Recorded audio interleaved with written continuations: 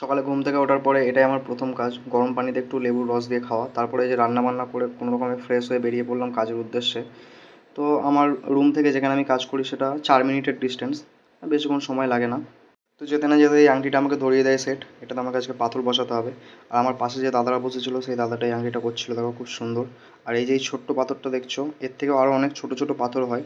তো এই পাথরটা আমি ট্রাই করছিলাম, এটা অনেক ছোটো হচ্ছিলো। তারপরে এই যে 1.50 1/50 পাথরগুলো বসালাম, এই পাথরগুলো ঠিকঠাক আসছিল।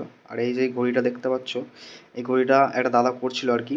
ঘড়িটার এখনই ওজন প্রায় 70 থেকে 80 গ্রাম। তো আংটিটা লাখে চড়ানোর পর বাড়িটা অনেক গরম থাকায় আমি একটু বসে বসে টাইম পাস করছিলাম। আর আংটিটা আজকে আমি আর করিনি, এই ভাইটাকে দিয়ে দিয়েছি। কেন আমার খুব শরীর খারাপ ছিল, কালকে রাত্রে একটু শরীর খারাপ করেছিল, ঘুমাতে পারিনি, মাথা যন্ত্রণা হচ্ছিল। তো ভাইটা দেখো আংটিটা কমপ্লিট করলো। 2টো বেজে গেছে, আমারও খিদে পেয়ে গেছে, তাই আমি চটাচট রুমে চলে এলাম। রুমে এসে কোনো রকম একটা ডিম ভেজে নিই, কারণ সকালে আলুর দমের তরকারি ছিল। আর এই ডিমটা ভেঙে যে গ্লাসে দিচ্ছিলাম না, এই শটটা কীভাবে নিয়েছি জানো? ফোনটাকে মুখের ভেতরে রেখে তারপরে আমি শটটা নিয়েছি। অনেকটাই কষ্টকর। আর এই ডিম উল্টানোর যে ব্যাপারটা, বাপরে বাপ! এই যে গায়ে তেল ছিটকালো, আমি জানতাম এরকমই হয় আমার সঙ্গে। এই আলুর দম, ডিম ভাজা, আর ওই যে সেই মায়ের পাঠানো আচার। আলুর দমটা এত সুন্দর হয়েছিল, আমি মানে পরে আবার একটু ভাত নিয়ে নিই। আর এই যে জামা কাপড়গুলো ভেজানো আছে, এগুলো আবার রাত্রি এসে কাচতে হবে।